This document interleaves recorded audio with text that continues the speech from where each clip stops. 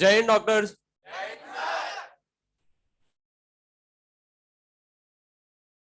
मैंने आपको 2 क्वेश्चन दिए थे, हो गए थे क्या?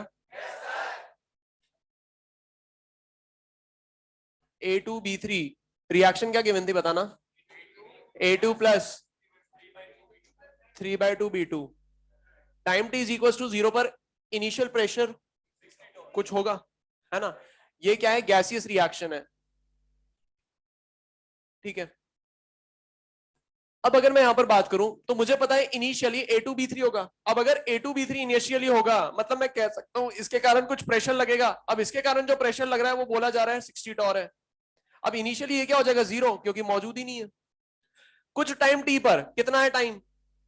2.5 मिनट, है ना? मतलब कुछ टाइम तक अगर रिएक्शन हुई तो मैं कह सकता हूं रिएक्टेंट का अमाउंट होगा कम और प्रोडक्ट का अमाउंट होगा ज्यादा। मतलब ये कम होता जाएगा और वो बढ़ता चला जाएगा। अब अगर ये कम होगा तो मैं कह सकता हूं इससे लगने वाला जो प्रेशर होगा वो भी क्या होगा? कम। मान लेते हैं इसके कारण जो प्रेशर लग रहा था, अब प्रेशर जो लग रहा है वो एक्स से डिक्रीज हो गया, इसका अमाउंट हुआ कम। अब अमाउंट जो हुआ कम तो मैं कह सकता हूं मान लो थोड़ी देर के लिए इससे जो प्रेशर लग रहा है वो एक्स से क्या हो गया? कम हो गया। तो ये प्रेशर कितना लगा रहा है? 60 माइनस एक्स। तो अगर इसका x से प्रेशर कम हुआ तो इसका किससे बढ़ेगा? x से, और इसका बढ़ेगा 3x/2 से। ये बात समझ में आ रही है? और आपको बोला जा रहा है 2.5 मिनट पर जो टोटल प्रेशर है वो इसके कारण भी होगा इंक्लूड, इसके कारण भी इंक्लूड करेंगे और इसके कारण भी इंक्लूड करेंगे, क्योंकि तीनों ही क्या है? गैस है। और टोटल प्रेशर कितना दे रखा है? और 75 की वैल्यू किसके बराबर हो जाएगी? 60 माइनस एक्स प्लस 3x/2। ये कितना हो गया? 15। 15 into 2 30। 30 is equal to 3x, x आ जाएगा 10 टॉर। ठीक है, तो ये कितना हो जाएगा? 60 माइनस 10। ठीक है, अब निकालने को क्या कह रहा है? Rate of disappearance of A2B3, ये अपन को निकालना है।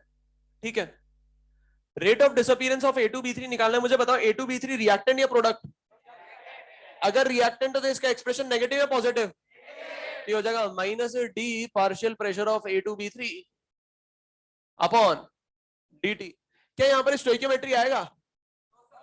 क्यों? क्योंकि रेट ऑफ डिसअपीयरेंस और rate of appearance stoichiometric coefficient पे डिपेंड नहीं करती है। ठीक है, तो मैं इसको बोल सकता हूं change in pressure. Change in pressure क्या हो जाएगा? फाइनल माइनस इनिशियल, तो ये हो जाएगा 60 minus 10 minus 60 divided by final time minus initial time minus minus plus 10/2.5। ये कितना हो जाएगा? 4। तो मैं बोल सकता हूं rate of disappearance of A2B3 कितना आ जाएगा? 4 टॉर मिनट इनवर्स। रिएक्शन बताना क्या दे रखी है? 2N2O5 4NO2 plus O2।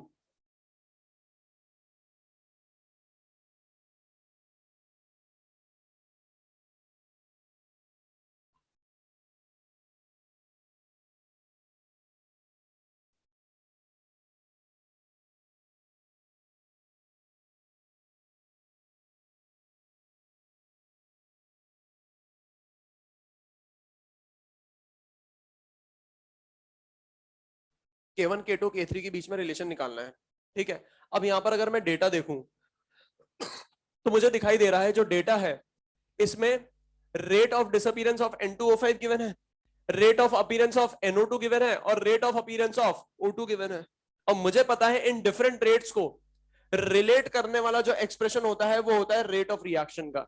ठीक है, तो एक काम करते हैं, रेट ऑफ रिएक्शन का एक्सप्रेशन लिख लेते हैं। रेट ऑफ रिएक्शन का एक्सप्रेशन क्या होगा? बोलो ना।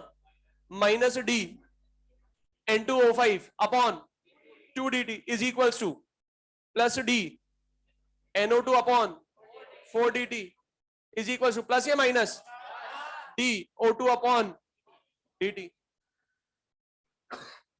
अच्छा मजेदार बात बताऊं, यहां पर इसकी वैल्यू गिवन है।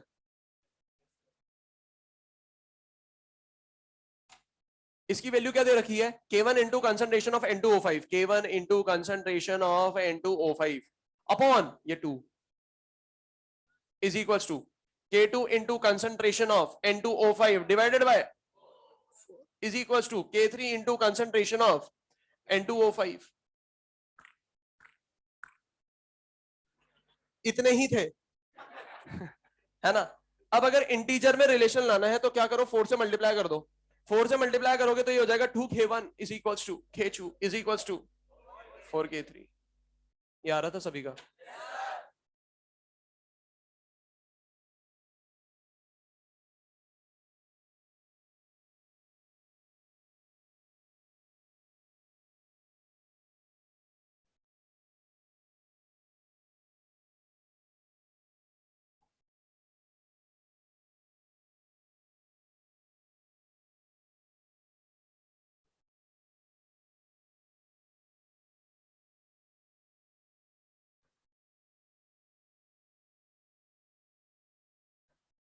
तो सेकंड में अपन को क्या करना था, यहां पर आपको rate of disappearance, rate of appearance given थी, और अपन जानते हैं इनको रिलेट करने वाला जो एक्सप्रेशन होता है वो रेट ऑफ रिएक्शन का होता है। तो रेट ऑफ रिएक्शन का जैसे ही एक्सप्रेशन अपन ने लिखा, अपन को दिखाई दे गया कि इसकी वैल्यू गिवन है, इसकी वैल्यू गिवन है, इसकी वैल्यू गिवन है। जैसे ही वैल्यूज पुट करी, K1 K2 K3 के बीच में रिलेशन आ गया। ठीक है, लास्ट क्लास में मैंने कहां तक पढ़ाया था आपको, यूनिट मैंने बता दी थी।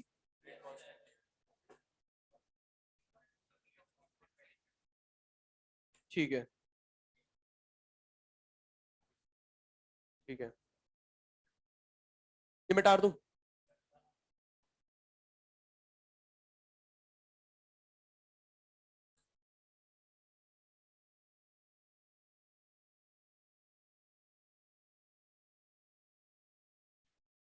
तो लास्ट क्लास में अपन ने शुरू करा था rate law.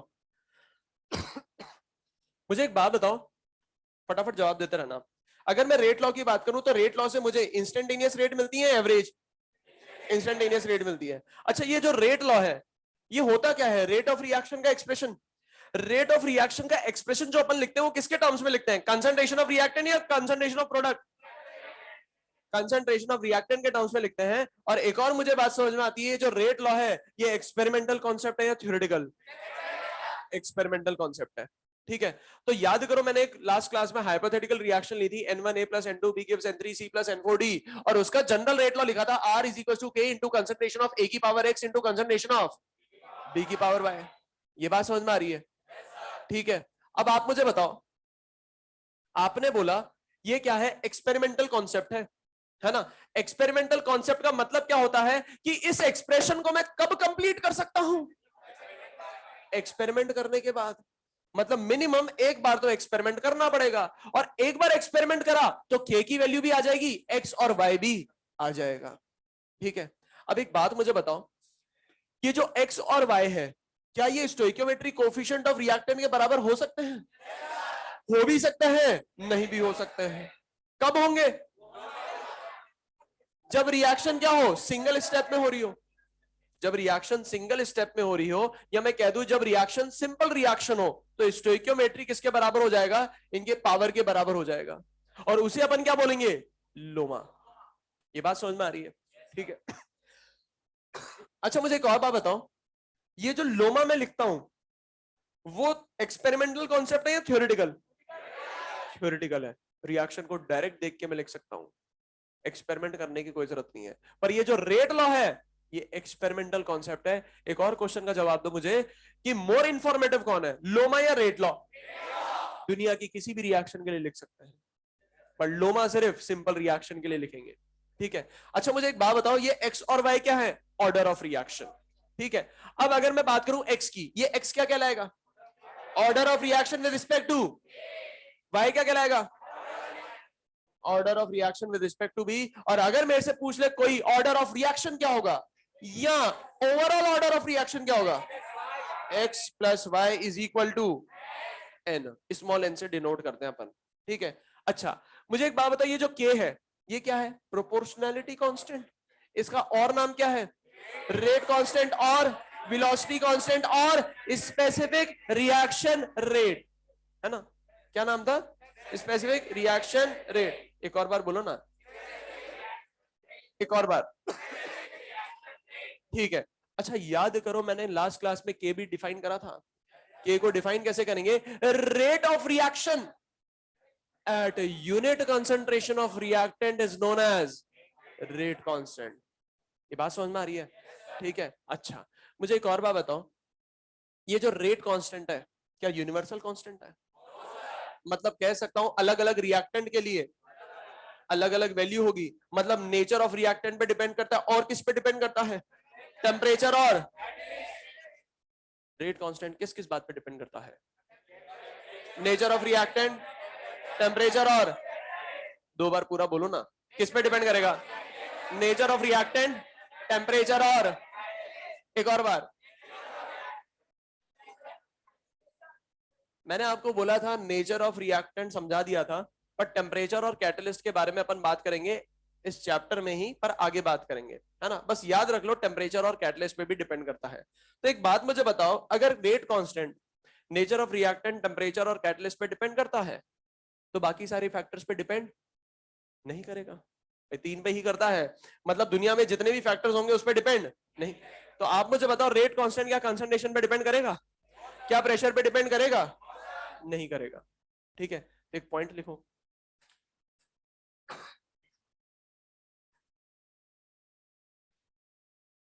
Value of rate constant does not depend on concentration.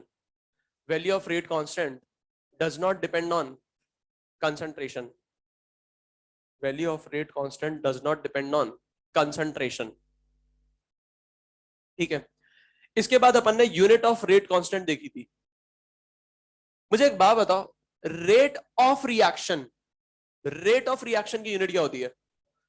Mole litre inverse time inverse, यही होती है। क्या रेट ऑफ रिएक्शन की यूनिट ऑर्डर पे डिपेंड करती है? एन पे डिपेंड करती है? रेट ऑफ रिएक्शन की यूनिट, सुनो आप ध्यान से, मैं क्या बोल रहा हूं, मैं रेट कांस्टेंट नहीं बोल रहा हूं, रेट ऑफ रिएक्शन बोल रहा हूं, जिसकी यूनिट अभी आपने बताई, मोल लीटर इनवर्स टाइम इनवर्स।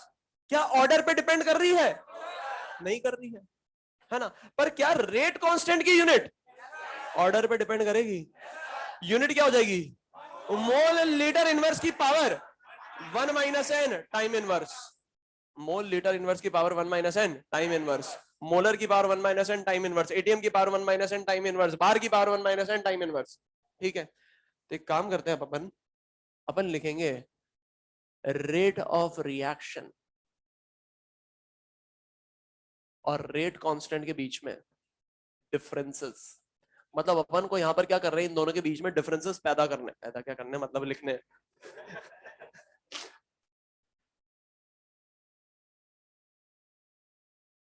एक बात मुझे बताओ, रेट ऑफ रिएक्शन को क्या मैं ऐसे बोल सकता हूं? It is the speed by which reactants are converting into product. किस स्पीड से रिएक्टेंट प्रोडक्ट में कन्वर्ट हो रहे हैं उसे ही तो रेट ऑफ रिएक्शन बोलते हैं। अच्छा, रेट कांस्टेंट मैं बोल सकता हूं it is the proportionality constant in rate law expression, बोल सकता हूं ऐसे, है ना? दिखाई दे रहा है ना आपको? नहीं दिखाई दे रहा? नहीं दिखाई दे रहा? ये कैसा होता है नहीं दिखाई दे रहा? उनको ऐसे कह रहे हो सर दिखाई दे रहा है। अच्छा, मुझे एक बात बताओ, एक डिफरेंस तो समझ में आ गया, है ना? दूसरे डिफरेंस की मैं बात करूं तो आप मुझे बताना दिमाग लगा के, रेट ऑफ रिएक्शन क्या कंसंट्रेशन पे डिपेंड करेगी? रेट ऑफ रिएक्शन क्या कंसंट्रेशन ऑफ रिएक्टेंट पे डिपेंड करेगी? मैं बात किसकी कर रहा हूं, रेट ऑफ रिएक्शन की, रेट कांस्टेंट की? रेट ऑफ रिएक्शन की। रेट ऑफ रिएक्शन क्या कंसंट्रेशन पे डिपेंड करेगा? क्या रेट कांस्टेंट डिपेंड करेगा? नहीं करेगा। अच्छा, मुझे एक और बात बताओ, क्या रेट ऑफ रिएक्शन टाइम पे डिपेंड करेगी? टाइम पे डिपेंड करेगी, है ना? क्या रेट कांस्टेंट टाइम पे डिपेंड करेगा? अच्छा, एक बात बताओ, रेट ऑफ रिएक्शन की जो यूनिट है ऑर्डर पे डिपेंड करेगी, और रेट कांस्टेंट की यूनिट, ये बात समझ में आ रही है? फर्स्ट पॉइंट लिखना, फर्स्ट पॉइंट लिखो इसमें, रेट ऑफ रिएक्शन में it is the speed by which, it is the speed by which, first point लिख ले अपन रेट ऑफ रिएक्शन में, it is the speed by which reactants are converting into product. It is the speed by which reactants are converting into product. First point लिखेंगे अपन rate constant में.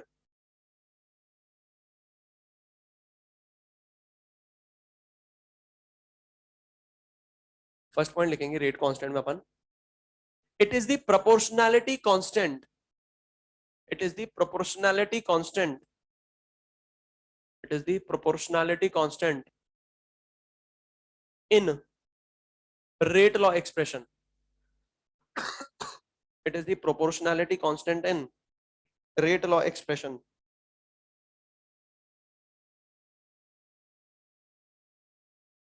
Second point लिखेंगे rate of reaction में.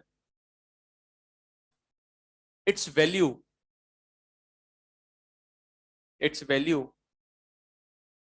Second point लिखेंगे rate of reaction में. its value depends on concentration. Its value depends on concentration.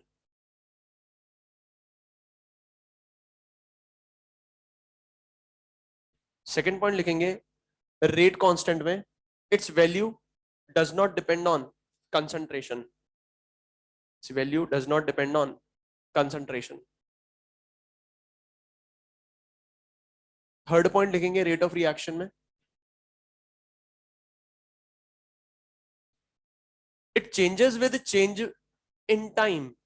It changes with change in time. It changes with change in time.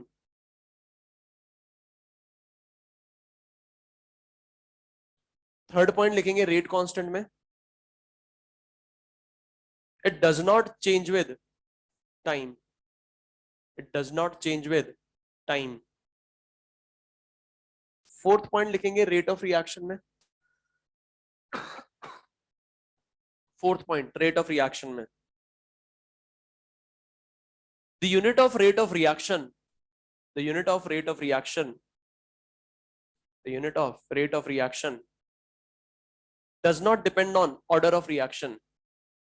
The unit of rate of reaction does not depend on order of reaction. Fourth point लिखेंगे rate constant में. The unit of rate constant, fourth point, the unit of rate constant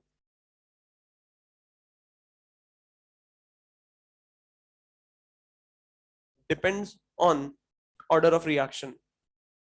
The unit of rate constant depends on order of reaction. ठीक है.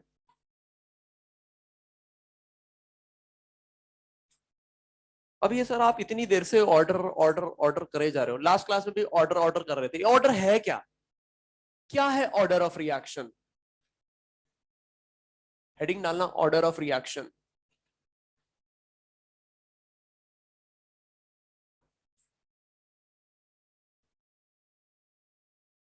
अच्छा, order of reaction की अगर अपन बात करें तो इसको डिनोट किससे करते हैं? स्मॉल एन से. और स्मॉल एन की वैल्यू किसके बराबर होगी? x प्लस वाई के बराबर होगी. और यही तो क्या होगा? ऑर्डर ऑफ रिएक्शन होगा. तो अगर मैं ऑर्डर ऑफ रिएक्शन को डिफाइन करूं तो क्या मैं ऐसे बोल सकता हूं? It is the sum of power of concentration term in rate law expression. सुनना ध्यान से वापस से. It is the sum of powers of concentration term in rate law expression. ये बात समझ में आ रही है? अच्छा, मुझे एक बात बताओ, ये जो ऑर्डर है ये एक्सपेरिमेंटल क्वांटिटी या थ्योरेटिकल क्वांटिटी? कैसे कह सकते हो? एक्सपेरिमेंट करने के बाद ऑब्टेन होगी, इसलिए बोलेंगे एक्सपेरिमेंटल क्वांटिटी. अच्छा, मुझे एक बात बताना, दिमाग लगाना थोड़ा सा, रटने की कभी जरूरत ही नहीं पड़ेगी.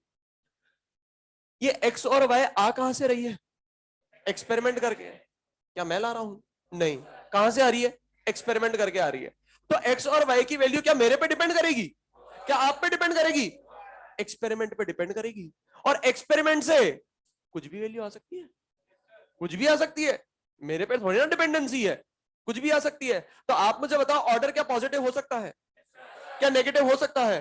क्या जीरो हो सकता है? क्या फ्रैक्शनल हो सकता है? Order can be positive, negative, zero और फ्रैक्शनल. क्यों? मेरे पे थोड़ा डिपेंड कर रहा है, एक्सपेरिमेंट पे डिपेंड कर रहा है. और एक्सपेरिमेंट से कुछ भी आ सकता है ना. अच्छा एक और बात बताएंगे, 3 पॉइंट तो मैंने बता दिए। लड्डू बता दो मेरे को, मैं ही 4 रट के आया हूं, आपको कैसे 4 याद है? इसको लिखो, पहला पॉइंट लिखो, पहले 3 पॉइंट लिखेंगे, चौथा फिर बाद में समझाऊंगा।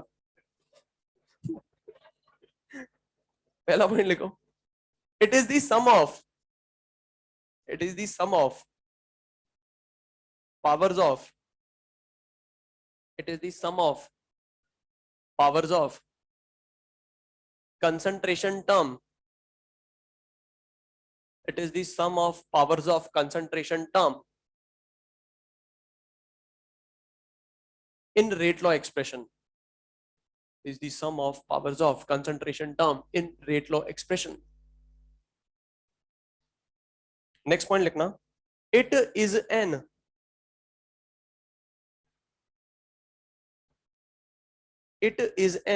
experimental quantity, it is an experimental quantity. Third point,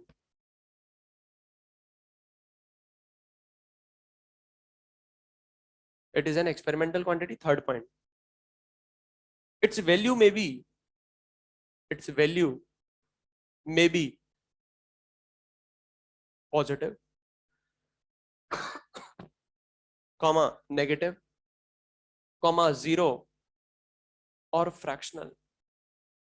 its value may be positive, negative, 0 और फ्रैक्शनल। कौन था फोर्थ पॉइंट, बताओ ना यार, बोलो ना।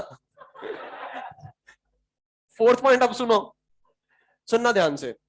अब यहां पर अपन ऑर्डर का सिग्निफिकेंस जानना चाह रहे हैं, ऑल्दो शायद मॉड्यूल में नहीं दे रखा है, पर ऑर्डर का सिग्निफिकेंस पता होना चाहिए। ऑर्डर का सिग्निफिकेंस क्या है? ऑर्डर अपन को बता क्या रहा है कि रेट ऑफ रिएक्शन किस तरीके से कंसंट्रेशन ऑफ रिएक्टेंट पे डिपेंड करती है। ये ऑर्डर क्या बता रहा है कि रेट ऑफ रिएक्शन किस तरीके से कंसंट्रेशन ऑफ रिएक्टेंट पे डिपेंड करती है। अगर मेरे से कोई कह दे जीरो ऑर्डर रिएक्शन, मतलब मैं कह सकता हूं rate of reaction is independent of concentration of reactant. तो ऑर्डर क्या बता रहा है कि रेट किस तरीके से कंसंट्रेशन पे डिपेंड कर रही है। जीरो ऑर्डर रिएक्शन बोल देगा मतलब rate of reaction is independent of concentration of reactant. First order बोल देगा मतलब बोल सकता हूं rate of reaction is directly proportional to concentration of reactant. तो क्या मैं ऐसे बोल सकता हूं, इसका सिग्निफिकेंस क्या हो जाएगा? It is the dependency of rate of reaction. Order क्या है? It is the dependency of rate of reaction on concentration of reactant. देखो, it is the dependency of, it is the dependency of rate of reaction, it is the dependency of rate of reaction on concentration of reactant. It is the dependency of rate of reaction, it is the dependency of rate of reaction on concentration of reactant. Question लिखेंगे,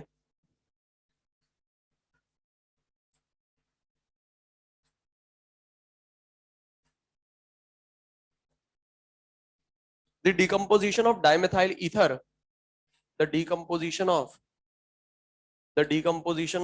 dimethyl ether leads to the formation of, the decomposition of dimethyl ether leads to the formation of CH4, H2 and CO, leads to the formation of CH4, H2 and CO,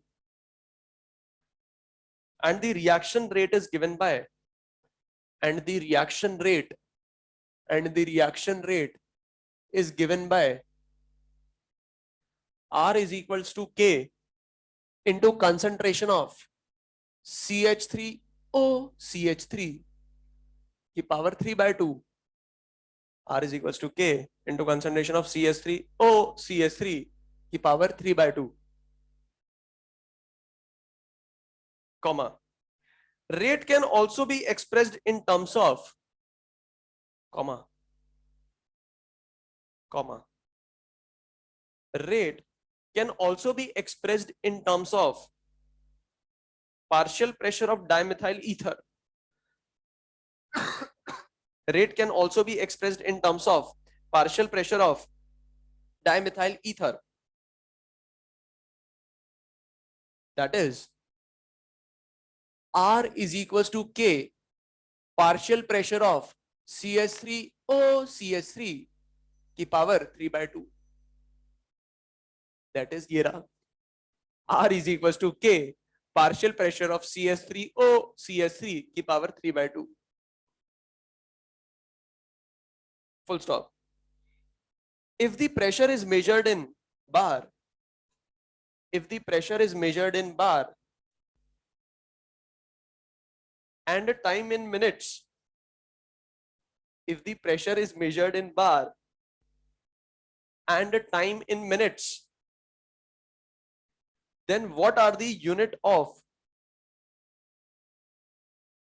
then what are the unit of rate and rate constant?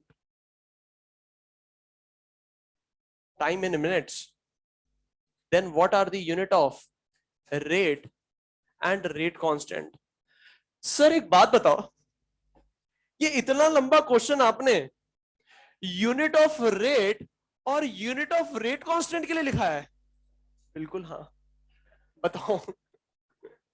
यहां पर सिर्फ unit of rate और rate constant पता लगानी है बस, सीधे सीधे पूछ लेते।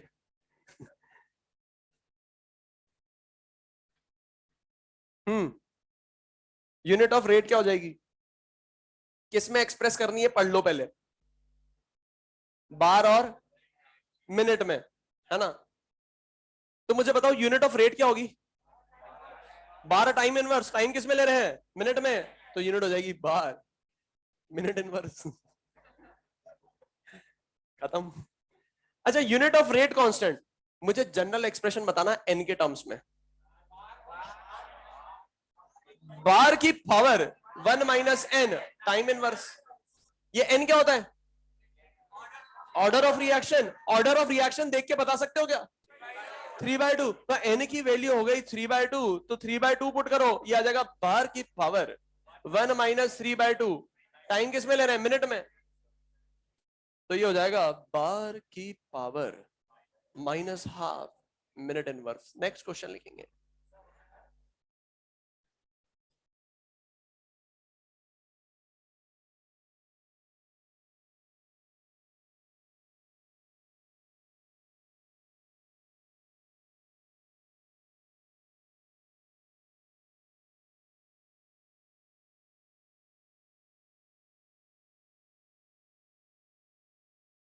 बोलू,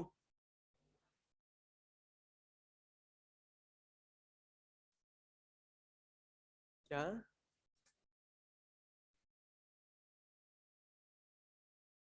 rate law of a gaseous reaction,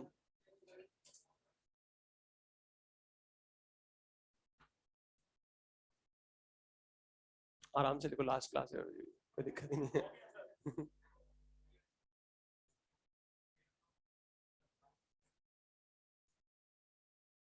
क्या हो जाता है,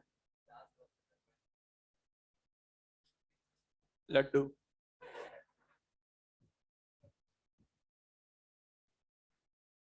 rate law of a gaseous reaction, rate law of a gaseous reaction, gaseous reaction आपको गिवन है, A gas plus 2b gas gives c gas.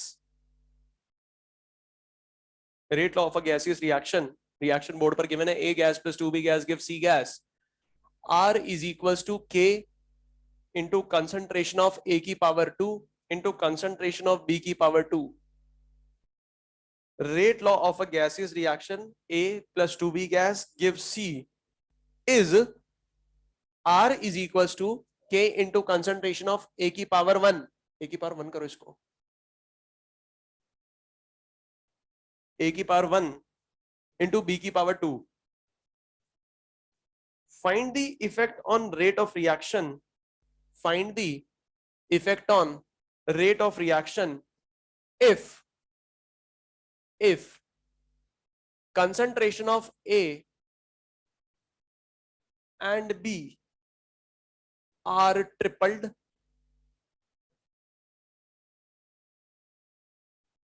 if concentration of A and B are tripled, Second part, concentration of A and B are tripled. Second part, if pressure of only B is halved, if pressure of only B is halved. Third part, volume of container is reduced to 1/4 of the initial volume.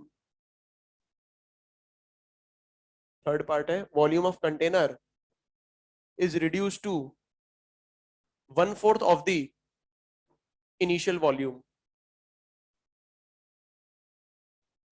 Volume of container is reduced to 1/4 of the initial volume. ये question मैं solve करूंगा. अब इसको देखो कैसे करना है, इसको समझना. देखो क्वेश्चन सॉल्व करना बड़ी बात नहीं होती, क्वेश्चन को समझना बहुत बड़ी बात होती है. एक गैसियस रिएक्शन गिवन है आपको. अब गैसियस रिएक्शन आपको गिवन है, कैसे पता चला गैसियस रिएक्शन गिवन है? ए और बी क्या है? दोनों गैस हैं, और प्रोडक्ट भी क्या है? गैस. मतलब गैसियस रिएक्शन गिवन है, और इस गैसियस रिएक्शन का रेट लॉ भी गिवन है. अब मैंने बोला था जो रेट लॉ होता है वो एक्सपेरिमेंटल कॉन्सेप्ट होता है, एक्सपेरिमेंट की मदद से फाइंड करते हैं. एग्जामिनर ने यहां पर पहले ही इस रिएक्शन के लिए एक्सपेरिमेंट कर लिया और रेट लॉ डिड्यूस कर दिया. ठीक है. अब एग्जामिनर आपसे क्या कहा जा रहा है, क्या कह रहा है कि रेट के चेंज में कोई इफेक्ट बताइए जब ए और बी को क्या कर दे? ट्रिपल कर दे. रेट में क्या चेंज आएगा? रेट कितने टाइम्स होगी? कब? जब ए और बी के कंसंट्रेशन को क्या कर दे? ट्रिपल कर दे. ठीक है. अब एक बार यहां पर समझते हैं इसको, है ना. अब अगर मैं बात करूं तो मुझे यहां पर रेट लॉ गिवन है, मुझे तो रेट के चेंज में इफेक्ट पता करना है. तो मान लेते हैं लेट कंसंट्रेशन ऑफ रिएक्टेंट, ऐसे लिखो इसको, let initial concentration of reactant be A and B. Initial concentration of reactant मैंने क्या मान लिया? Concentration of A and concentration of B respectively. ठीक है. तो इनिशियल कंसंट्रेशन मैंने मान लिया इतना, तो मैं कह सकता हूं इनिशियल रेट आ जाएगी. और इनिशियल रेट क्या आ जाएगी? R I is equal to K into concentration of A की power 1 into concentration of B की पावर 2. ये हो गई इनिशियल रेट. ठीक है. अपन सबसे पहले सॉल्व कर रहे हैं फर्स्ट पार्ट. अब मुझे एक चीज समझ में आती है, जैसे ही ए और बी का कंसंट्रेशन करूंगा ट्रिपल, तो जो फाइनल रेट आएगी उसको मैं रिप्रेजेंट कर रहा हूं आर एफ से. ठीक है. अच्छा मुझे बताओ के जो है क्या कंसंट्रेशन पे डिपेंड करेगा? के तो सेम ही रहेगा. इनटू ए की जगह क्या लिखूं? 3 है की पावर, बी की जगह क्या लिखूं? 3b की पावर 2. जब ये 3 बाहर निकलेगा तो 3 की पावर 1 बन के निकलेगा. जब ये 3 बाहर निकलेगा तो 3 की पावर 2 बन के निकलेगा. तो ये कितना हो जाएगा? 27 के कंसंट्रेशन ऑफ ए की power 1 into concentration of B की पावर 2. और ये क्या हो जाएगा? आर एफ हो जाएगा. इसको बोल दिया सेकंड. मुझे पता करना है फाइनल रेट कितने टाइम्स हो रही है, तो आर एफ अपॉन आर आई क्या हो जाएगा? 27 के इंटू कंसंट्रेशन ऑफ ए की power 1 into concentration of B की power 2 divided by K into concentration of A की power 1 into concentration of B की पावर 2. फाइनल रेट जो होगी वो 27 टाइम्स इनिशियल रेट हो जाएगी.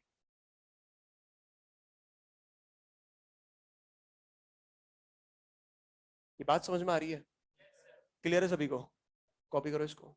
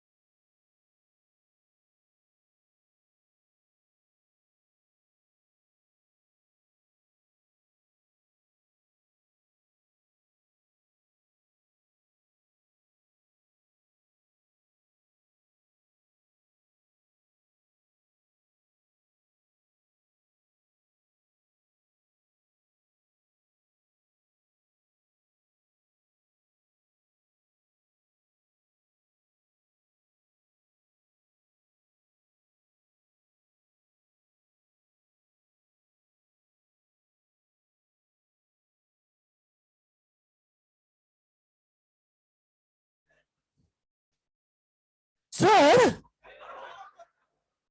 इतना लंबा थोड़ी ना सॉल्व करेंगे, इतना लंबा करोगे क्या? 1 मिनट लग जाएगा, बल्कि ज्यादा ही लग जाएगा। ऐसे करना है क्या? नहीं, ऐसे तो नहीं करेंगे। सर ऐसा तरीका बताओ ना कि देखते ही आंसर आ जाए है। सुनना ध्यान से, ऐसे तो नहीं करेंगे, पर हाँ एक्चुअल मेथड तो यही है, प्रॉपर मेथड तो यही है। कोई सी भी किताब खोल के देख लेना, आपके मॉड्यूल में जो सॉल्व इलस्ट्रेशन है वो देख लेना, मेथड तो प्रॉपर यही है। पर अब ऐसे नहीं करेंगे तो कैसे करेंगे? मैं तो चाहता हूं कि 2 लाइन में आंसर आ जाए और थोड़ी सी अच्छी प्रैक्टिस हो जाए तो हवा में आंसर आ जाए, है ना? अब इसको देखना कैसे करेंगे। चलो कुछ बातें और करते हैं, ये अभी थोड़ी देर में बात करेंगे इसके बारे में। आज पता है मेरे साथ एक मजेदार किस्सा हुआ। मजेदार किस्सा पता है क्या हुआ?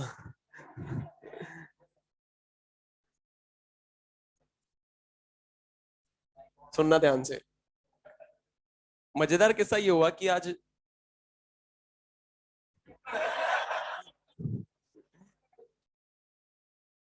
एक अंकल मुझे मुझे मिले, उम्र दराज अंकल थे, बुजुर्ग थे। उम्र दराज मतलब बुजुर्ग, है ना? उन्होंने मेरे को बोला, बेटा मैं तुझे अपने जीवन की एक सीख सिखाता हूं आज। पूरे जीवन की सीख है, मैं सिखा रहा हूं तुझे आज। काम की सीख, काम की सीख है ना? मैं भी बहुत खुश, एक एक्सपीरियंस मुझे मिल रहा है फ्री में, वो भी। तो उन्होंने बोला, अगर जीवन बहुत खुशहाल बनाना है, बहुत खुशी से व्यतीत करना है, कोई दिक्कत नहीं चाहिए, किसी चीज की परेशानी नहीं चाहिए, तो जिंदगी में बीबी सिर्फ एक ही होनी चाहिए, है ना? कितनी होनी चाहिए? एक होनी चाहिए, है ना? बहुत मजेदार से जिंदगी निकलेगी। इसके आगे मैं कंटिन्यू नहीं करूंगा, है ना? इधर आगे सुनो। अब आपने गलत ले लिया मेरा मतलब। बीबी का मतलब पता है क्या होता है? लड्डू। चुप रहो पहले, इनको बीच में बोलना है। मुझे पता है आपने कुछ गलत समझ लिया। अपन पढ़ाई कर रहे हैं यहां पर, मैं कभी भी आउट ऑफ कॉन्टेक्स्ट नहीं जाता हूं, हमेशा पढ़ाई से रिलेटेड ही बातें करता हूं, है ना? बीबी का मतलब होता है बराबर, बरा बी बर बी बीबी। बीबी की वैल्यू क्या होगी? 1। आपने पता नहीं क्या समझ लिया, आपने जो भी समझा गलत समझा है। बहुत सिंसियर टीचर हूं मैं यहाँ पर। तब सुनना ध्यान से, ये कॉन्सेप्ट कैसे लगाएंगे, 2 लाइन में आंसर आ जाएगा। सुनना ध्यान से, ये रेट लॉ है, ये रेट लॉ है ना? अब एक चीज हमेशा ध्यान रखना, जो भी वैल्यू बराबर है, जो भी वैल्यू कांस्टेंट है, उसको 1 के बराबर पुट कर देना। ठीक है, जो भी वैल्यू कांस्टेंट है, जो भी वैल्यू बराबर है, उसको क्या करना? 1 के बराबर पुट कर देना। ठीक है, अब यहां पर देखो, क्वेश्चन में कह रहा है कि रेट पर क्या असर पड़ेगा, है ना? रेट पर क्या इफेक्ट पड़ेगा, ये मुझे फाइंड करना है। ठीक है, ये तो फाइंड करना है। के जो है, ये क्या है? बीबी है। क्या करना है? इसको 1 पुट करना है। अब अगर इनकी बात करूं, तो मुझे एक चीज समझ में आ रही है फर्स्ट पार्ट से कि ए और बी का कंसंट्रेशन क्या कर दिया? ट्रिपल कर दिया है। अब ए और बी का कंसंट्रेशन कर दिया ट्रिपल, तो जो बोल रहा है वही कर दो। ट्रिपल करने को कह रहा है ना, तो इसकी जगह रख दो 3, इसकी जगह रख दो 3। ट्रिपल करने को बोल रहा है तो 3 रखना, 3 ए मत रख देना। ध्यान रखना इस चीज में, अपन को डायरेक्ट आंसर निकालना है। ट्रिपल कह रहा है ना, ट्रिपल, ट्रिपल मतलब 3, 3 रखो ना यार, 3 ए क्यों रख रहे हो? 3 ए मत रखना। ठीक है, अब सुनो कैसे करेंगे। मेरे पास तो सिर्फ यही क्वेश्चन है। रेट लॉ क्या दे रखा है? R is equal to K into concentration of A की power x into concentration of B की पावर वाई। ठीक है, फर्स्ट पार्ट। रेट पर इफेक्ट मुझे देखना है, मतलब ये मुझे निकालना है ना? तो इसको बोल दो आर एफ, या बोलो या मत बोलो एक ही बात है। इज इक्वल टू के क्या है? बीबी, ये तो हो गया 1। ठीक है, अब कह रहा है रेट पर क्या इफेक्ट पड़ेगा जब ए और बी को करेंगे ट्रिपल। तो ए को क्या रखोगे? 3 या 3 है, 3 की पावर 1। अब x की वैल्यू और y की वैल्यू तो दे रखी है क्वेश्चन में, ये है 1, ये है 2, तो 3 की पावर क्या आ जाएगा? 1। b को भी ट्रिपल कर दिया, तो क्या लिखूं? 3 या 3b? 3 की पावर 2, ये आ गया 27। ठीक है, अब आगे और सुनो। ट्रिपल बोला था, रेट हो रही है ट्रिपल। समझ में आता है, 3 टाइम्स हो रही है, पर 3 टाइम्स को अपन क्या लिख रहे थे, 3। अब आरएफ की वैल्यू आई है 27, तो वाई से वर्से क्या करूंगा मैं बोल सकता हूं ये 27 आया, मतलब ये 27 टाइम्स होगा। थोड़ा सा लॉजिक लगाओ, दिमाग लगाओ। 3 टाइम्स बोल रहा है तो लिख रहे हैं 3, या मैं ऐसे कह दूं 3 लिखा है मतलब क्या होगा, 3 टाइम्स। निकल के आई वैल्यू 27, मतलब ये क्या होगा, 27 टाइम्स ऑफ इनिशियल रेट। ये बात समझ में आ रही है? तो मैं बोल सकता हूं फाइनल रेट जो होगी वो 27 टाइम्स ऑफ इनिशियल रेट है। ठीक है, नेक्स्ट पार्ट। मुझे एक बात बताओ, यहां पर आपको बोल रहा है नेक्स्ट पार्ट में पार्शियल प्रेशर ऑफ बी क्या हो गया, हाफ हो गया। ठीक है, अब मुझे एक चीज समझ में आती है, गैसियस रिएक्शन के लिए मैं यहां पर कंसंट्रेशन को एक्सप्रेस कर सकता हूं in terms of partial pressure. मतलब ये रेट लॉ क्या हो जाएगा, R is equal to K into partial pressure of A की power 1 into partial pressure of B की पावर 2। अगली बार नहीं लूंगा मैं ये, है ना। बाय डिफॉल्ट समझ में आना चाहिए, इसकी जगह अपन प्रेशर की टर्म भी रख सकते हैं, मतलब एक्सप्रेशन ऐसा भी बन सकता है। अब क्वेश्चन में क्या कह रहा है, रेट पर क्या असर पड़ेगा जब पार्शियल प्रेशर ऑफ बी कर दे आधा। तो रेट मुझे निकालनी है, तो ये आर एफ हो गया, के क्या है बीबी तो 1। अच्छा, पार्शियल प्रेशर ऑफ ए के बारे में कुछ बोल रहा है क्या, जब कुछ बोल ही नहीं रहा मतलब बीबी है, तो 1 की power 1। Partial pressure of B कह रहा है आधा, तो आप मुझे बताओ 1/2 पी भी लिखूं या 1/2 लिखूं, 1/2 की पावर 2। तो ये आर एफ आ गया 1/4। इसका मतलब क्या है, रेट हो गई 1/4 टाइम्स ऑफ इनिशियल रेट। ये बात समझ में आ रही है?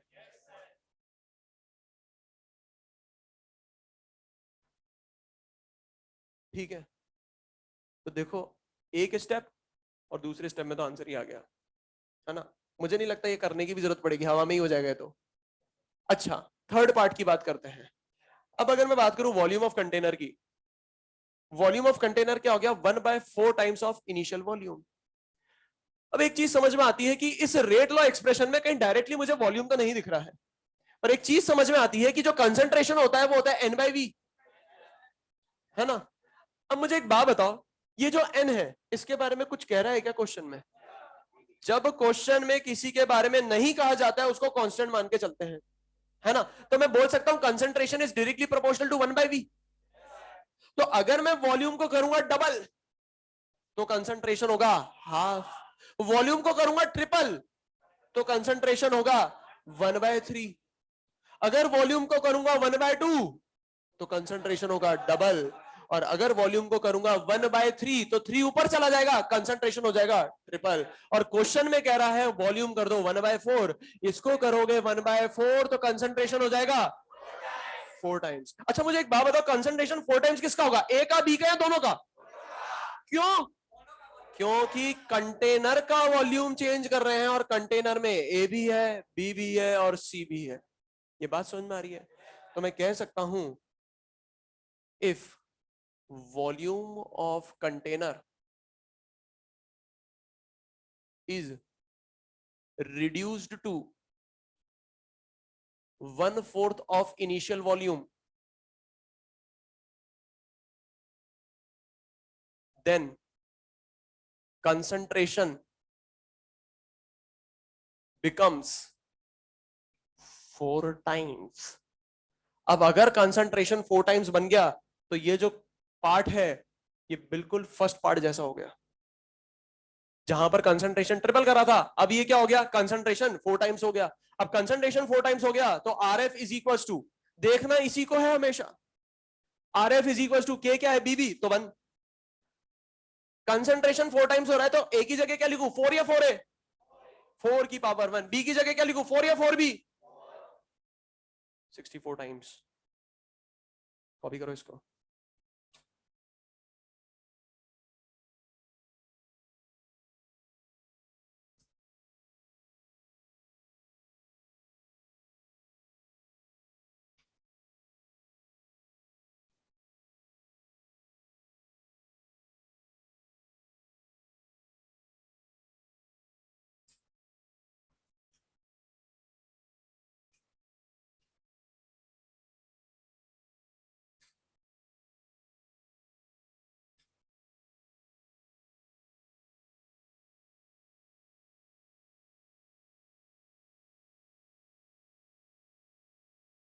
रेट कांस्टेंट की जगह अपन 1 इसलिए लिख रहे हैं क्योंकि अपन को पता है रेट कांस्टेंट ना तो कंसंट्रेशन पे डिपेंड करता है, ना प्रेशर पे डिपेंड करता है, ना वॉल्यूम पे डिपेंड करता है। तो के क्या है, बीबी, और बीबी की जगह क्या रखना है, बीबी। पता है ना क्या है? कभी भी आउट ऑफ कॉन्टेक्स्ट बात नहीं करूंगा मैं, है ना।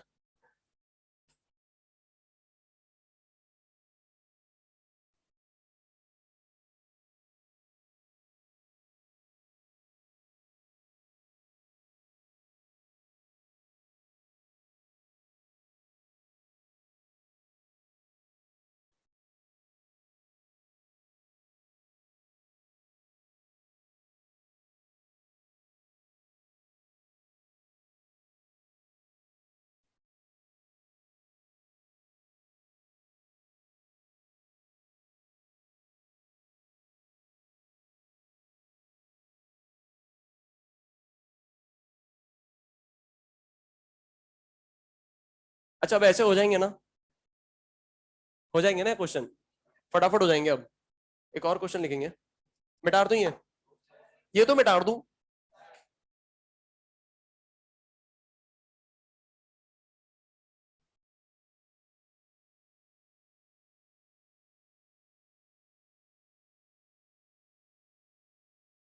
बोलूं?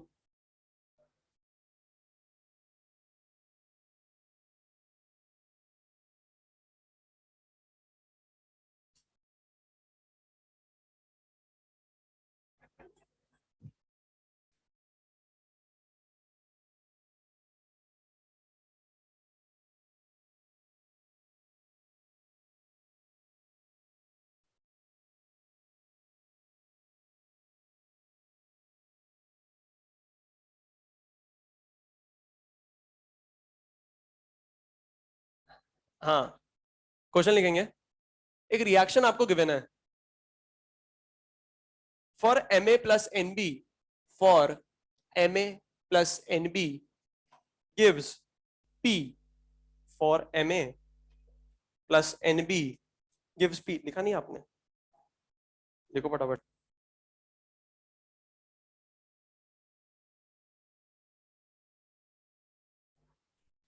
For M A plus N B gives P, the concentration of both reactants is doubled, the concentration of both reactants is doubled,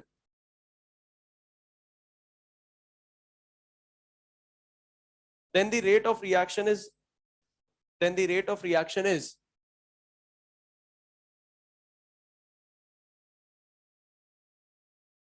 increased to 8 times, then the rate of reaction is increased to 8 times. And if the concentration of only B, and if the concentration of only B is doubled, and if the concentration of only B is doubled, then rate of reaction is doubled, then rate of reaction is doubled. Full stop. If the concentration of only B is doubled, then rate of reaction is doubled. Full stop. Calculate order of reaction and rate law equation. Calculate order of reaction and rate law equation. अच्छा, बिल्कुल सही बता रहे हो। Calculate order of reaction and rate law equation. Calculate order of reaction and rate law equation. अब direct आने लगेंगे, देखना आंसर फटाफट आ जाएंगे।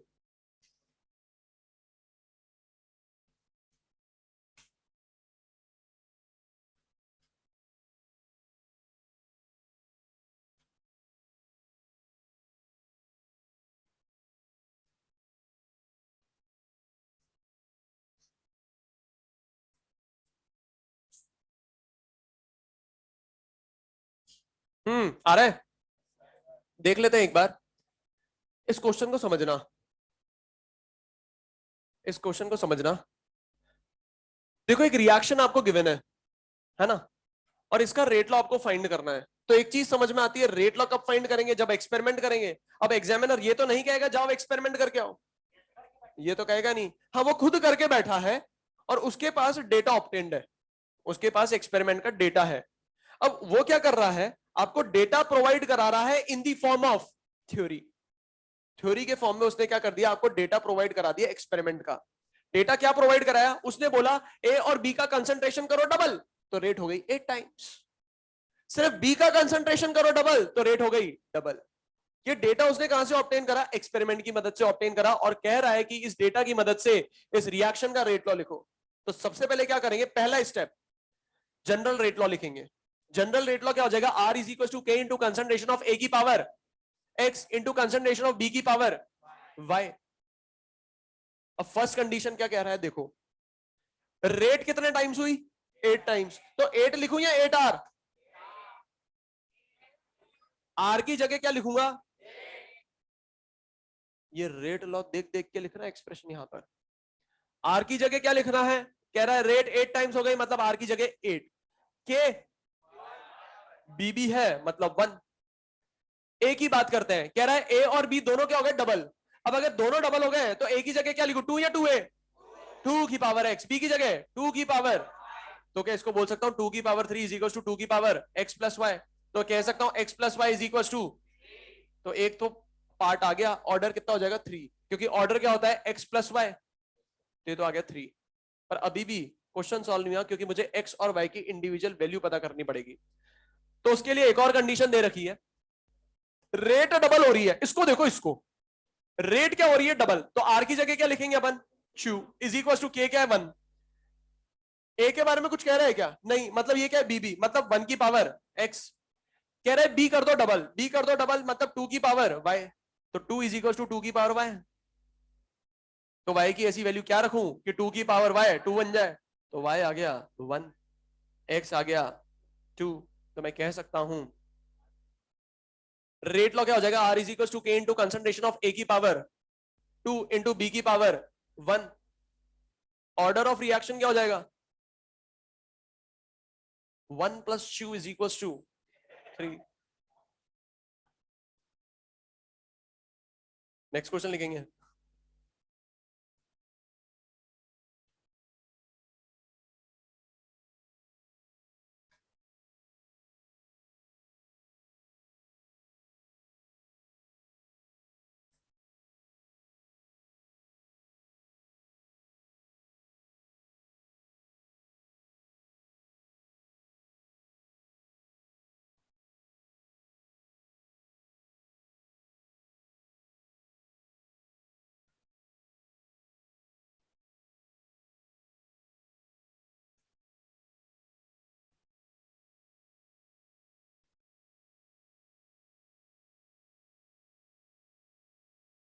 लिख लिया।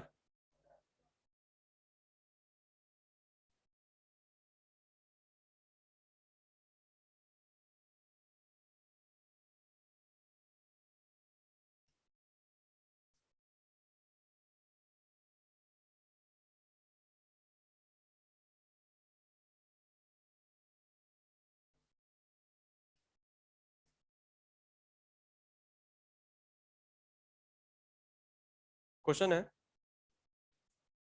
एक रिएक्शन गिवन है आपको, A gas plus 2b gas give C gas. A gas plus 2b gas gives C gas. Rate law R is equals to, rate law R is equals to K into concentration of A की power 1 into concentration of B की power 2। Rate law R is equals to K into concentration of A की power 1 into concentration of B की power 2, full stop. Initial rate of, नहीं sorry, full stop. Initial pressure of A, initial pressure of A and B are 0.4 atm and 1 atm. Initial pressure of A and B are 0.4 atm and 1 atm, full stop. After a certain time, after a certain time, pressure of C is found as, after a certain time, pressure of C is found as 0.3 atm. After a certain time, pressure of C is found as 0.3 atm. Full stop. Find the ratio of new rate of reaction. Find the ratio of new rate of reaction and initial rate of reaction. Find the ratio of new rate of reaction and initial rate of reaction. करो solve.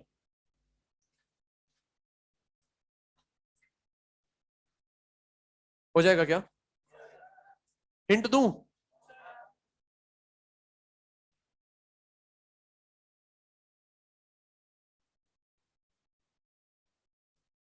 आपको निकालना है R F upon are I.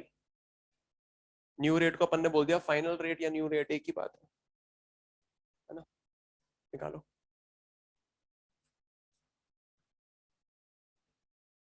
Initial rate तो निकाल सकते हो. Initial pressure पता है ए और बी का, यहां पुट करो तो इनिशियल रेट आ जाएगी. फाइनल प्रेशर ए और बी का निकाल लो, आंसर आ जाएगा.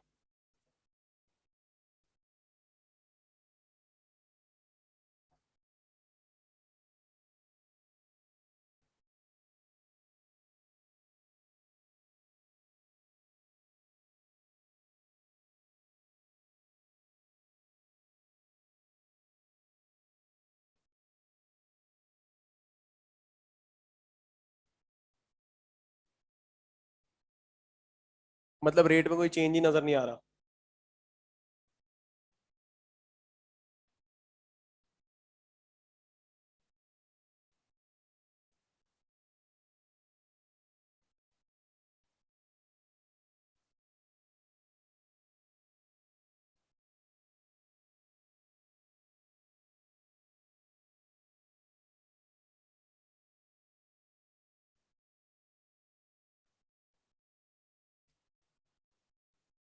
अजीब सा आ रहा है.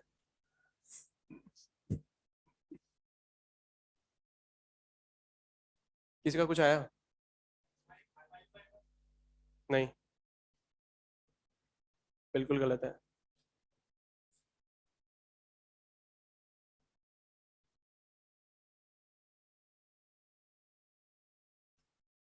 इनिशियल रेट निकाली किसी ने?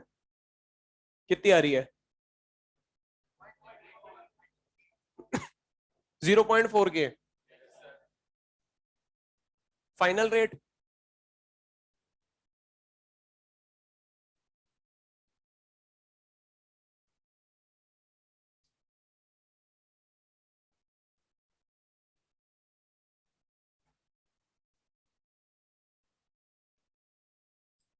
रेशियो निकालना है. रेशियो निकालो, सही आंसर आ जाएगा.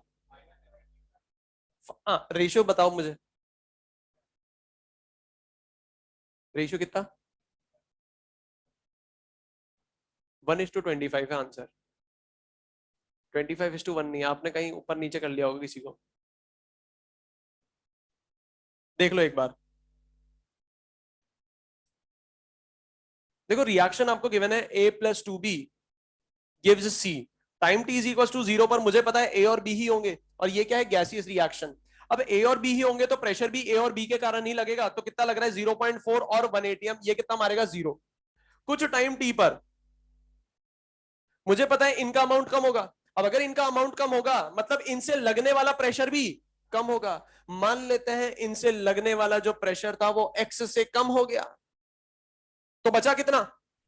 0.4 माइनस एक्स. ये कितना लगाएगा? 1 माइनस 2x. ये कितना लगाएगा? x. और क्वेश्चन में वेपर प्रेशर बोलूं या पार्शियल प्रेशर ऑफ सी की बात करूं, वो दे रखा है आपको 0.3. मतलब मैं कह सकता हूं pressure of C is equal to, अपन ने कितना निकाला? x, और क्वेश्चन में दे रखा है 0.3 atm. मतलब यहां से अपन कह सकते हैं ये कितना हो जाएगा? 0.3. ये कितना हो जाएगा? 1 माइनस 0.6, ये हो गया 0.4. और ये कितना हो जाएगा? 0.1. फाइनल प्रेशर आ गए. इनिशियल प्रेशर पता है, रेट का रेशियो निकाल लेंगे. अब अगर मेरे से कोई पूछ ले इनिशियल रेट, इनिशियल रेट क्या हो जाएगा? K into partial pressure of A. कितना है इनिशियली? 0.4 की पावर 1.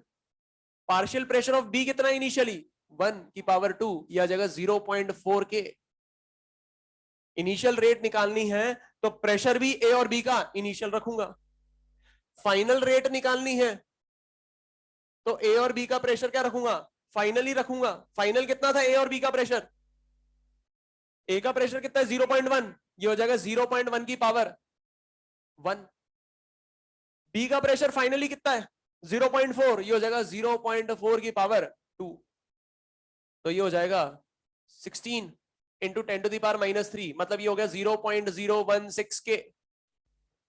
ये 1 ये 2 दोनों को डिवाइड कर दो, क्या करना है 2 divided bye 1 RF upon RI, ये हो जाएगा 0.016 के डिवाइडेड बाय 0.4 के, 0.04 ये आंसर है।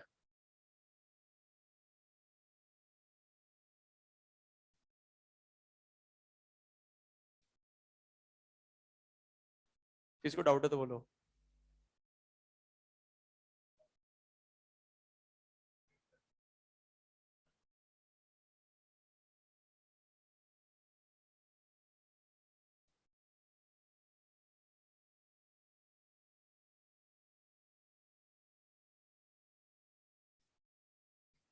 जिसने लिख लिया वो ये टेबल बना लेना। हम्म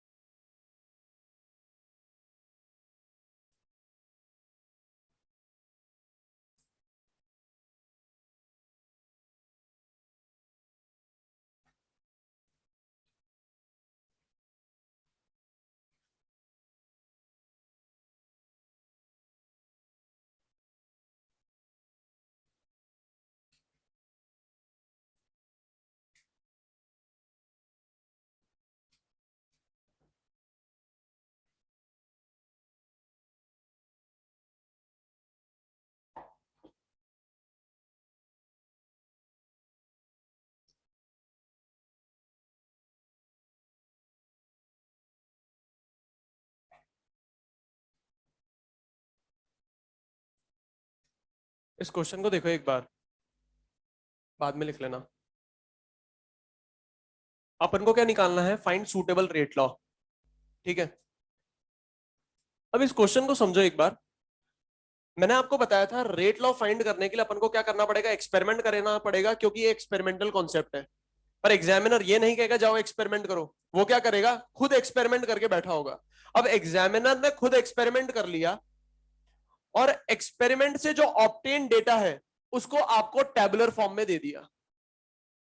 एक कैसा रिप्रेजेंटेशन था, जब उसने खुद ने एक्सपेरिमेंट करा था और डेटा को दिया था थ्योरी के फॉर्म में, प्रीवियस क्वेश्चन में थ्योरी के फॉर्म में देता था।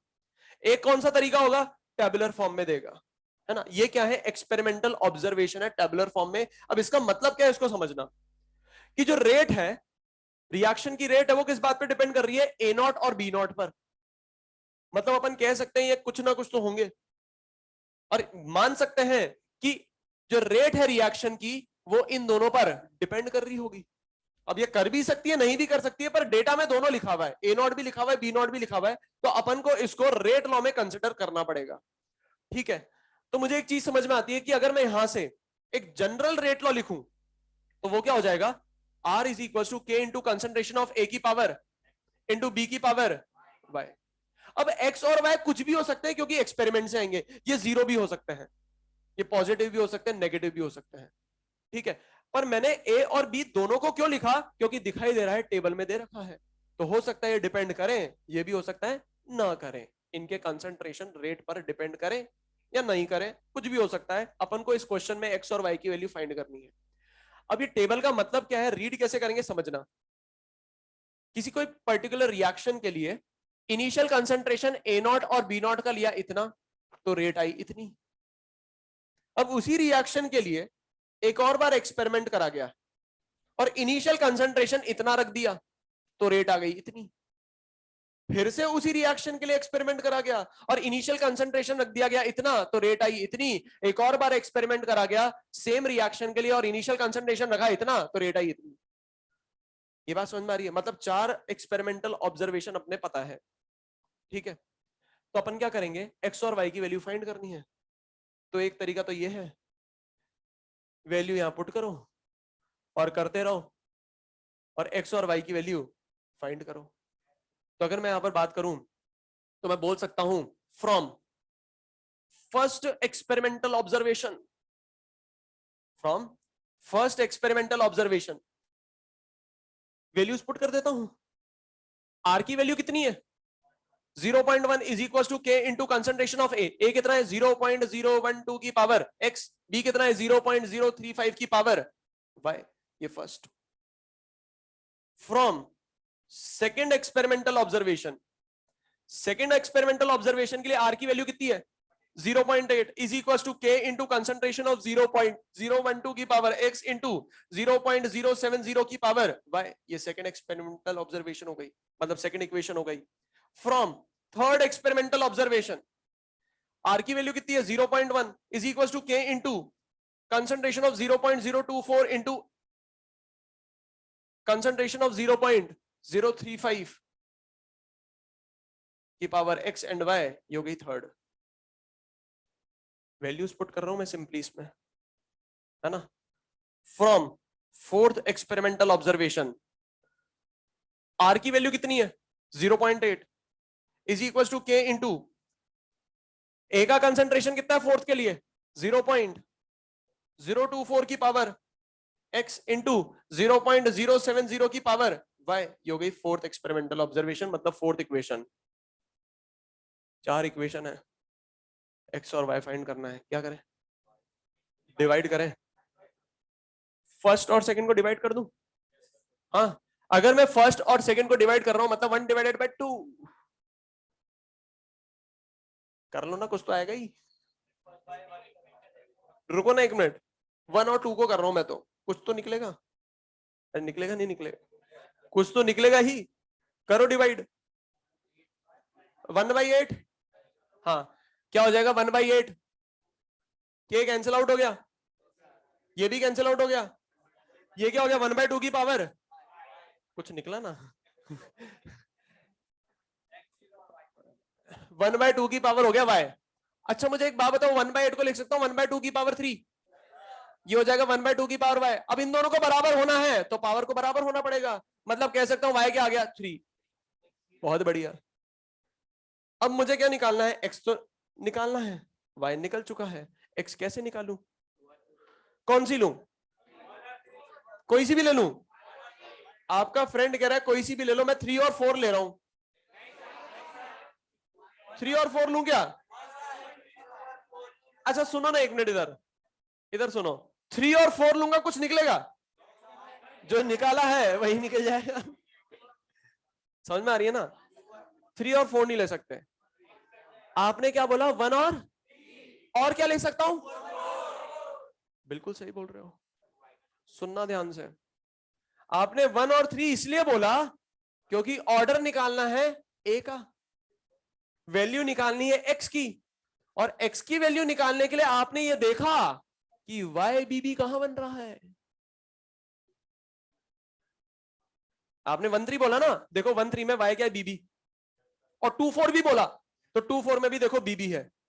तो जिसका ऑर्डर निकालना है उसके सामने वाली को बना दो। ये बात समझ में आ रही है। यहां पर देखो 1 और 2 में क्या हुआ था, 1 और 2 में ऑर्डर किसका निकला वाई का,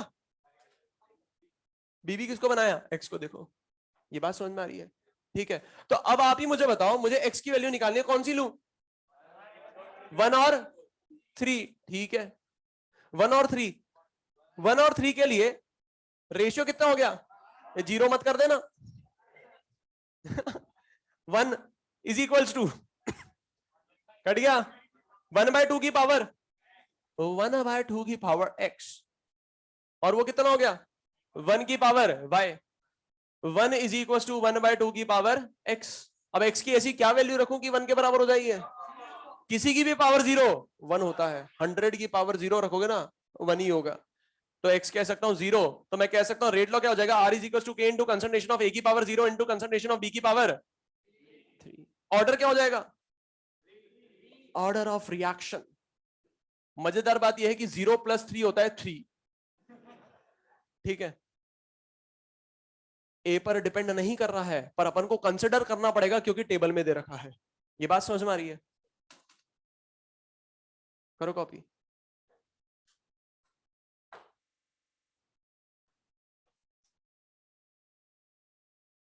सर इतना लंबा नहीं, इतना लंबा तो नहीं करेंगे। मुझे एक बात बताओ, 1 मिनट में होगा क्या? नहीं, 1 मिनट में तो नहीं हो सकता, 3 मिनट लगेंगे आपके फ्रेंड को, है ना। अपन को तो करना है 1 मिनट से अंदर, 1 मिनट में भी नहीं करना है, इससे कम टाइम में करना है। तो कैसे करें? एक कॉन्सेप्ट अभी मैंने बताया था आपको, जिस पर आपने गौर नहीं फरमाया। जिसका ऑर्डर निकालना है उसके सामने वाली को बना दो, खत्म हो गया क्वेश्चन। सुनना ध्यान से, एक बार ही बताऊंगा।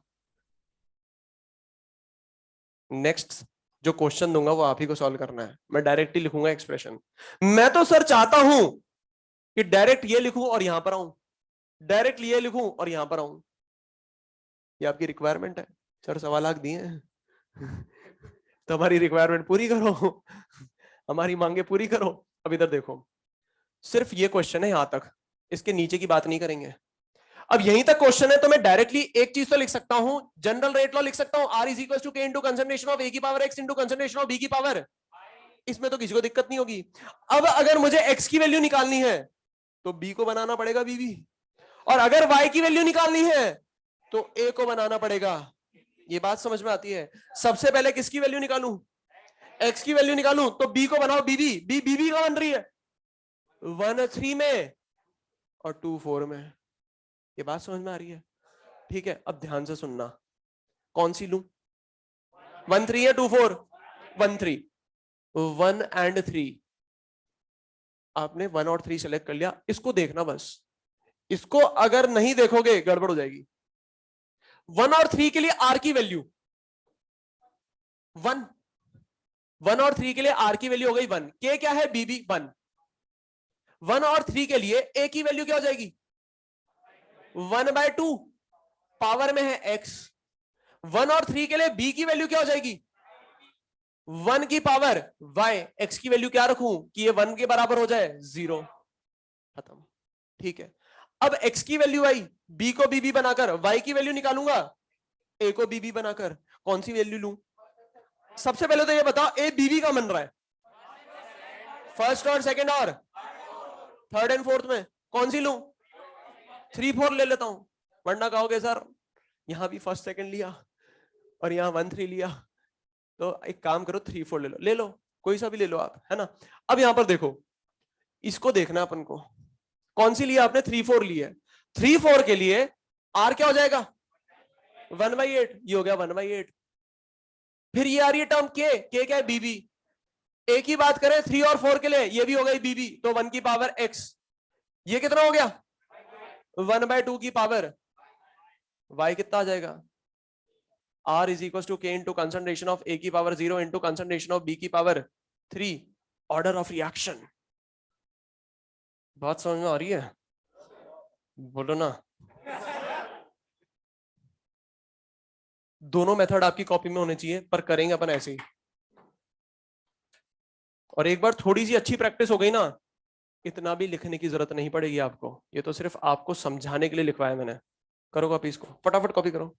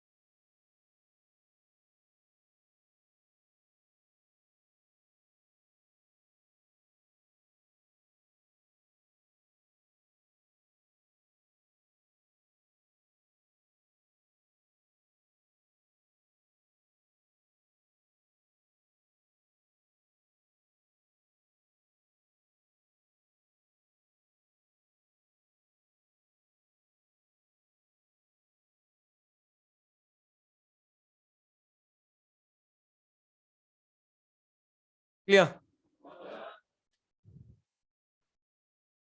नहीं लिखा गया, कोई बात नहीं।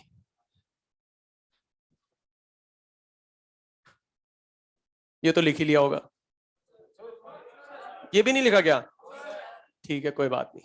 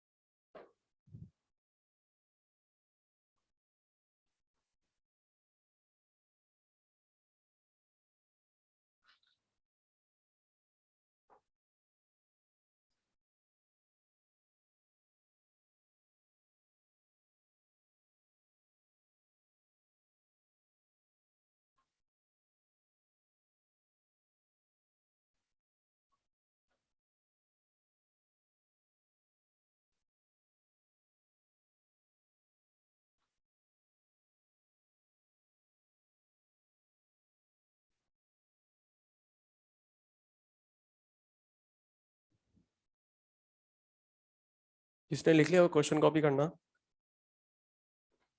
ये क्वेश्चन घर से करके लाना, बहुत ही अच्छा क्वेश्चन है।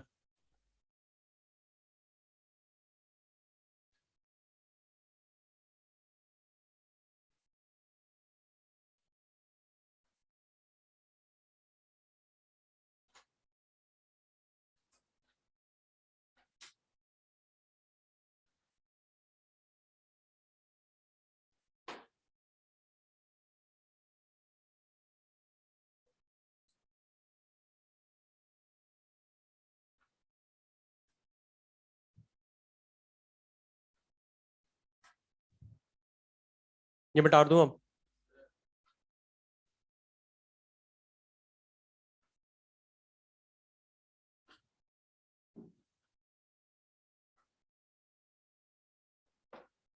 सिर्फ यहां तक लिखना, क्वेश्चन लिखवाना है मुझे यहाँ पर, है ना?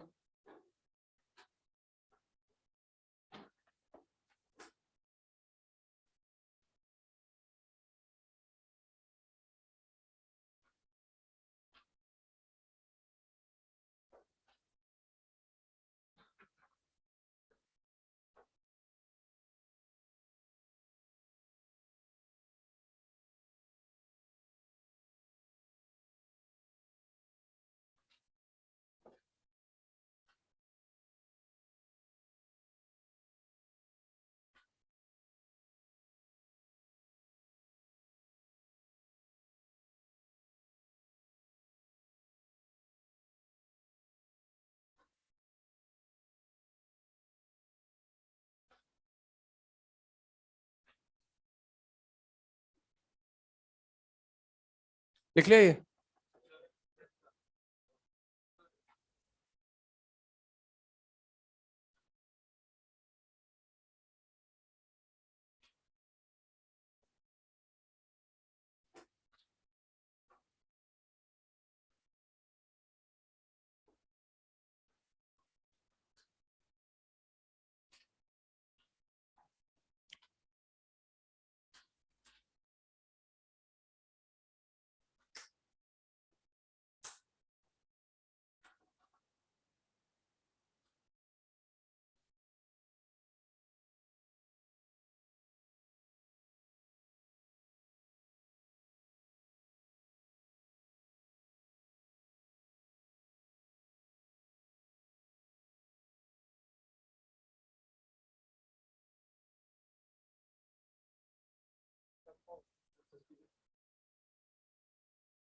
देखो पता है, अब देखना मेरे को, मैं समझा तो बहुत आराम से हूँ, बहुत ही आराम से, बहुत ही तबीयत से, पर लिखने का टाइम बहुत कम देता हूँ मैं। रीजन है उसका, पता है क्या होता है कि जब भी एग्जाम में पेपर आता है ना, तो अपन हमेशा ये सोचते हैं कि क्वेश्चन जल्दी सॉल्व करना चाहिए, क्वेश्चन जल्दी सॉल्व करना चाहिए, हमेशा अपन इसी चीज पे ध्यान लगाते हैं। पर अपन पता है दो चीजों पे ध्यान नहीं लगाते, एक तो रीडिंग स्पीड पर, जो क्वेश्चन अपन पढ़ रहे हैं उसकी स्पीड पर कभी ध्यान नहीं लगाते, और कितनी जल्दी अपन इंटरप्रेट कर रहे हैं क्वेश्चन को, उस पर कभी ध्यान नहीं लगाएंगे। दूसरी चीज पता है किस पर ध्यान नहीं लगाते, अपनी राइटिंग स्पीड पर।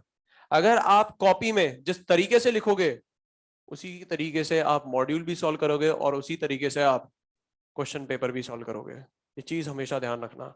आज अगर आप बहुत प्यार से लिख रहे हो, जैसे भी लिख रहे हो, तो ज्यादा डिफरेंस नहीं आएगा क्वेश्चन सॉल्व करने में, ज्यादा डिफरेंस बिल्कुल भी नहीं आएगा। तो इन दो चीजों पे ध्यान देना, एक तो रीडिंग स्पीड और कितनी जल्दी आप क्वेश्चन को इंटरप्रेट कर रहे हो, और दूसरा राइटिंग स्पीड, सॉल्व करने की स्पीड। सॉल्व तो अपने आप ही होगा, पर सपोज करो सॉल्व कर रहे हैं अपन, पर इतना सा लिखने के लिए अपन ने 1 मिनट ले लिया। मुझे पता है क्या करना है, मैं कर रहा हूं, पर इसको लिखने के लिए मैंने 1 मिनट ले लिया, और कंक्लूड करने के लिए कि मुझे यहां तक आना है, मुझे पता है क्या करना है, प्रोसीजर मुझे पूरा पता है, आगे के स्टेप्स भी पता है, पर लिखते लिखते यहां तक आने में मुझे 1 मिनट लग गया, तो फिर क्या मतलब। लिखने में थोड़ी ना टाइम वेस्ट करना है, अपन को पता है आगे क्या करना है, तो जल्दी जल्दी लिखो ना उसको। थोड़ा सा स्पीड अपन बढ़ाएंगे, क्योंकि थोड़ी सी आदत अपनी क्या हो जाती है, अपन आराम आराम से लिखते हैं। नर्चर में नो डाउट थोड़ा सा आराम से चीजें चलती हैं, पर मैं चाहता हूँ आपकी राइटिंग स्पीड भी बढ़े और रीडिंग स्पीड भी बढ़े। रीडिंग स्पीड आप ही को बढ़ानी, और वो कैसे बढ़ानी है मैंने आपको बता दिया, 3-4 बार मॉड्यूल सॉल्व करना है, वो वैसे ही बढ़ेगी, उसके अलावा कोई इलाज नहीं है ना। राइटिंग स्पीड मैं क्लास में बढ़वा दूंगा। क्वेश्चन लिखना है यहां पर, calculate rate law and order of reaction, पहला पार्ट। इसका first part, calculate rate law and order of reaction. Second part, determine rate constant. Determine rate constant. Third part, determine rate of reaction. Determine rate of reaction.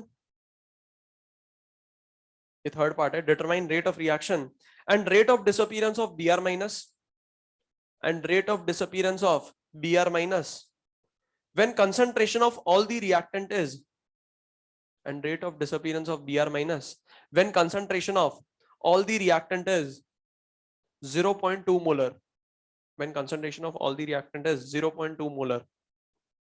ठीक है, next question लिखो। Next question की table ये है, पर पहले question लिखो। 0.2 molar for a chemical reaction, for a chemical reaction x plus y gives product, board पे लिखा हुआ है, for a chemical reaction x plus y gives product, comma, the order is 1 with respect to x and y, the order is 1 with respect to x and y, full stop। values of a and b, values of a and b, small a and small b, values of a and b, values of a and b from the given data are, values of a and b from the given data are। दो question घर से करके लाना, table copy कर लो।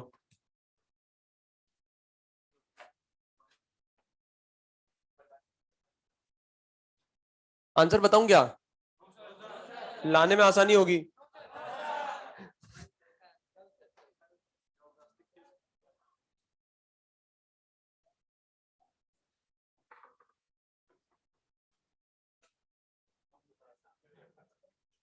Thank you.